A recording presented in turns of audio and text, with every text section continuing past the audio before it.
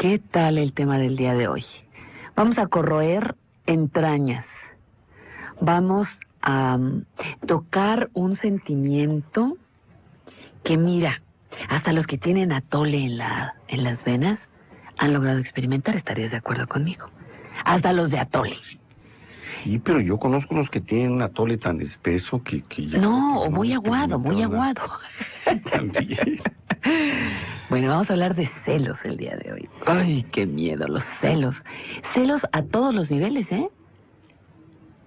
Yo creo que los celos son una emoción, como muchas otras, aunque hay algunos que dicen, solo existen en última instancia dos emociones, el amor y el miedo. Esto lo dice en un pequeño librito de Grijalvo Núñez Lucy Romero, que es la representante de Deepak Chopra aquí en México, y que escribe un libro sobre reflexiones y consejos para liberarse de los celos. Pero yo creo que hay otras emociones que son universales.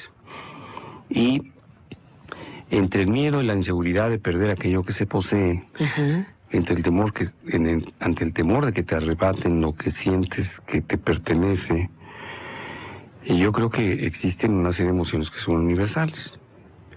Algunos les llamarán sentido de posesión o sentido de pertenencia, apego. El término apego en inglés se usa muy correctamente en algunos casos. Y todos estos sentimientos se convierten en una emoción intensa cuando alguien o algo nos intenta, nos trata o nos imaginamos que puede tratar de arrebatarnos lo que poseemos. ¿Lo que poseemos o lo que amamos? Bueno, ahí está la diferencia. Porque una cosa es poseer. Sí. Bueno, a ver. Ahí está la diferencia, porque los que escriben acerca de los celos, lo primero que hacen es decir que el verbo celar, o la palabra, el término celo, significa amor, cariño, apego. Si yo quiero a mi trabajo y lo realizo, me apego a él, trabajo con celo. Es muy celoso de su responsabilidad, es muy celoso de sus obligaciones. Celoso usado como responsable, como cuidador, sí. Vamos a ponerle esa palabra entre comillas. Por eso celar tiene una implicación literaria, etimológica, si tú quieres, por su significado más profundo, como cariño. Y la otra es como despojar, o el sentimiento que viene o sobreviene cuando tratan de despojar del afecto, del cariño o de lo que poseemos. ¿Por qué llamo posesión y no amor? Porque hemos escuchado a lo largo de muchísimos programas donde de una u otra manera la emoción o el sentimiento de celos aparece, como pareciera corresponder a aquellas personas que no practican, no ponen en práctica o desconocen lo que significa el amor adulto. Y por el contrario, padecen una dependencia emocional hacia una persona o hacia un hecho o hacia una circunstancia. Esto, llamado apego, les repito que yo considero que es el nombre correcto, o dependencia, cuando se siente amenazado en el ser humano, es lo que despierta lo que conocemos típicamente como celos. Porque tú y yo amamos a nuestros hijos, pero difícilmente tendríamos una situación de celos que nos llevaran al sufrimiento severo. Bueno, hay mamás que sufren porque los hijos o las hijas se enamoran. Porque no los quieren, porque tienen dependencia emocional, nada más tienen apego.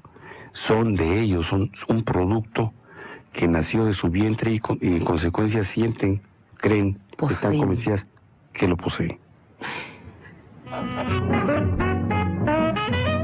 ¿Los celos son amor? Carlos Jaime no se quedó con la duda y se fue a la calle a preguntarle al público. ¿La quieres nada más para ti? Esa sería una respuesta, porque la quieres nada más para ti. Esa es una respuesta que tiene mucho que ver con las dependencias y el apego. Mira,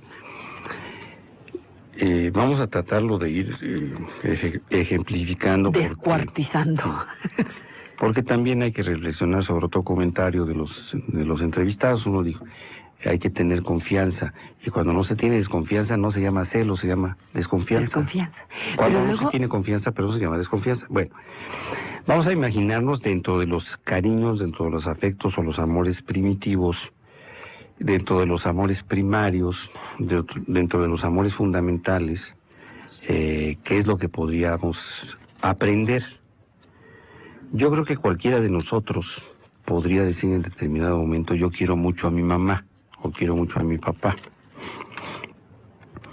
Y podríamos decir, no me gusta que mi mamá prefiera a mi hermano. Uh-huh. El consentido de mi mamá es mi hermano Vitín. Probablemente yo no esté de acuerdo con eso. Dentro de mi fuero interno, dentro de mi egocentrismo, yo quisiera que mi mamá me quisiera a mí más. Pero tengo que reconocer que también mi hermano se ha ganado el cariño de mi mamá porque ha sido muy buen hijo con ella. Uh-huh. Ha estado siempre pendiente y atento de sus cosas. Yo podría haber dicho en una determinada época, mi papá quiere más a mi hermano Vale. O mi abuelito Ernesto quiere más a mi hermana Rosina. Uh-huh. Esos sentimientos nunca me produjeron dolor. Me produjeron una cierta inquietud molesta, ni siquiera llegaba al malestar.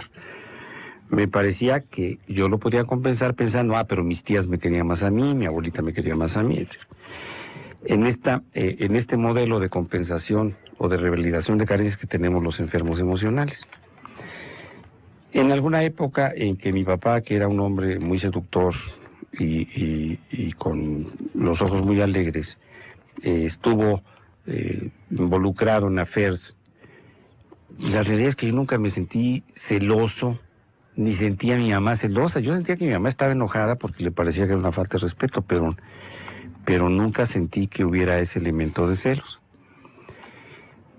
Yo creo que muchos seres humanos habrán experimentado lo mismo en relación a sus familias, una cierta competencia con los hermanos, envidias, etcétera.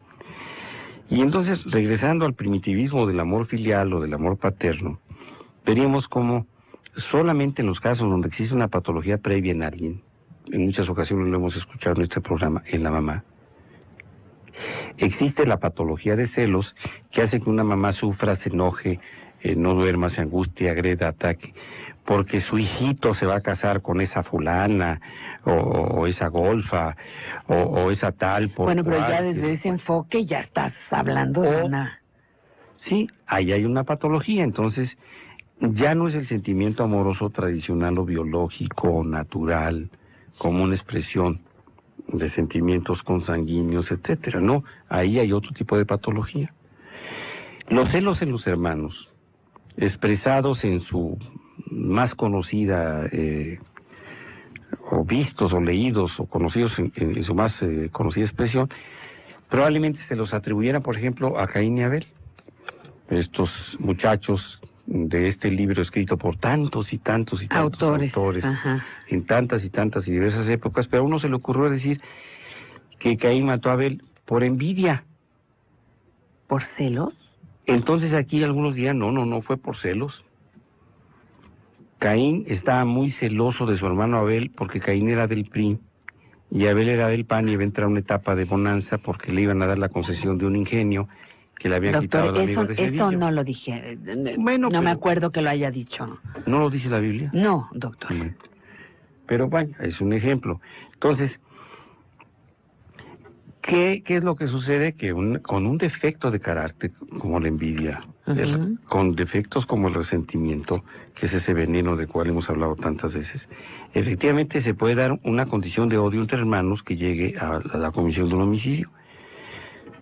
Pero no aparecen los celos como un elemento para nada. Sí, no son realmente celos.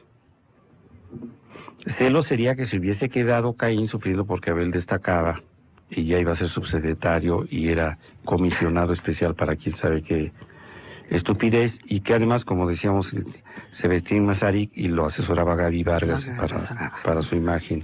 O el otro cuate que a veces iba allá, ¿cómo se llamaba?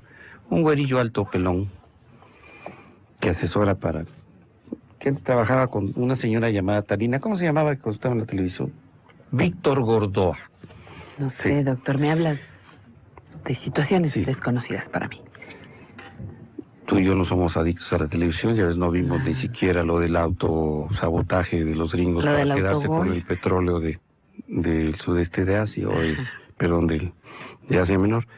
Entonces, ahí no hay celos. Si revisamos aspectos de la literatura, que es la que nos puede transportar a la historia y los elementos domésticos de la historia, porque la historia se ocupa de hechos, de sucesos, y además descritos por los triunfadores. Como la Biblia se ocupa de destacar los triunfos de los hebreos sobre otros reinos. Digo, podrán destacar la cultura de los asirios, de los tirios, de los troyanos o de quien quieran, pero pues ahí los fregonazos son el pueblo de In God We Trust. Ah, Está no, bien, esos son los doctor, de está ahorita, bien. ¿verdad? No, Sí, los de la Ernesto, Biblia sí, no eran los Ernesto, de sí, In God We Ernesto. Trust, ¿verdad? No, doctor, esos no eran. Pero sí eran el pueblo elegido. Bueno, entonces, en este sentido, la competencia, los defectos de carácter y los términos de posesión, apego, dependencia o adicción, sí nos hablaban del disgusto natural porque se les quitara una hija, se raptaran a las Sabinas, a las Culhuacanas, se robaran a una muchacha, en fin, y había una natural competencia por obtener o reobtener lo que era su posesión. Si a usted le roban algo y se enoja contra el ladrón, pues no está teniendo celos, su sentimiento es que le quitan una posesión. Entonces, los celos realmente empiezan a describirse cuando a Shakespeare se le ocurre escribir Otelo y empieza a verse las manifestaciones de la conducta humana producto de un sentimiento intenso que llamaron ellos amor en la novela, en la ópera, en la obra, en la película, y que, bueno, lo único que traducen es como un individuo puede ser manipulado por otro para convertirlo en enemigo de lo que ama. Mismo con Pepote, No, ¿no? no, Egoísmo con Joselito. egoísmo con Joselito, Ah, caray. que es que 60, ¿verdad? 60, década de los 60. No, si Nos fuimos Joselito ya hasta está, allá. pero si ya Pues ya se está murió, bien. ¿no? Ya se murió, ¿verdad? Creo que ya se Joselito? murió. Sí, Un paro sí. cardíaco lo agarraron de Sí. vendedor, de dealer, ¿no? De Sí. droga y... Acabó muy A ver, mal el usted chaparrito. que es lectora Acabó acuciosa mal de el Lola, nos No. podrá decir, salió en el Lola, José. ¿Cómo sabes que salió en el Lola? Si no era Porque me personaje dijeron de Lola. me lo Era dijeron del en el submundo. consultorio, que salió 2 números seguidos, que ya estaba medio calvo, que andaba de pantalones blancos y tenis, y que su hijo, quién sabe qué. Sí, de veras. Y que nunca creció. Egoísmo. También con eso se asocia los celos, la moglia. Bueno, pero Con fíjate egoísmo. que el egoísmo mal entendido, porque otra vez volvemos al concepto literal y etimológico. Ego quiere decir yo. Ismo, partidario de. Si yo soy partidario de mí, es que yo me quiero. Entonces, si yo me quiero, pasan muchas cosas, pero puedo aprender a amarme. Y la diferencia con el egocentrismo es sentir que yo soy el centro de toda la vida, de todo el mundo y de todo lo demás. Eso es que son cosas distintas. Entonces, es el egocentrismo es que se puede sentir afectado porque alguien se desplace. En el egoísmo, si tú te quieres, si tú aprendes a amarte, el que te amen o no te amen otras personas no es exactamente que carezca de importancia, pero no te afecta de manera tan seria. Mira, a los celos le llaman egoísmo, le llaman posesión, le llaman enfermedad. Cárcel. A los celos le dicen inseguridad, le llaman cárcel, le llaman control. ¿De qué otra manera le ponen a los Híjole, celos? mano. Fíjate, egoísmo, posesión, enfermedad, inseguridad, Dependencia, cárcel, dependencia. proyección. ¿Tú les llamas proyección? Sí. Dependencia, proyección, ¿qué más? Híjole, mano. Pues no sé qué tantas otras Bueno, cosas. y por supuesto, hay quien le llama Amor. amor. Sí, y esto es una realidad. Sin embargo, creo yo que muchos que a los celos le llaman amor, lo que están tratando de hacer al decirlo, al afirmarlo, es justificar o explicar lo que están sintiendo, o explicar la conducta correctamente en algunos casos. Y todos esos sentimientos se convierten en una emoción intensa cuando alguien o algo nos intenta, nos trata o nos imaginamos que puede tratar de arrebatarnos lo que poseemos. ¿Lo que poseemos o lo que amamos? Bueno, ahí está la diferencia. Ahí está la diferencia. Porque una cosa es poseer. Sí. Bueno, a ver. Ahí está la diferencia, porque los que escriben acerca de los celos, lo primero que hacen... ¿Qué tal el tema del día de hoy? Vamos a corroer entrañas. Vamos a tocar un sentimiento que, mira, hasta los que tienen atole en las venas han logrado experimentar. ¿Estarías de acuerdo conmigo? Hasta los de atole. Sí, pero yo conozco los que tienen un atole tan espeso que ya... No, o muy aguado, muy aguado. Sí, también. Bueno, vamos a hablar de celos. Para liberarse de los celos. Pero yo creo que hay otras emociones que son universales. Y entre el miedo y la inseguridad de perder aquello que se posee, Ajá. entre el temor ante el temor de que te arrebaten lo que sientes que te pertenece, y yo creo que existen una serie de emociones que son universales. Algunos les llamarán sentido de posesión o sentido de pertenencia, apego. El término apego en inglés se usa muy... Día de hoy. Ay, qué miedo, los celos. Celos a todos los niveles, ¿eh? Yo creo que los celos son una emoción, como muchas otras, aunque hay algunos que dicen... Solo existen en última instancia dos emociones, el amor y el miedo.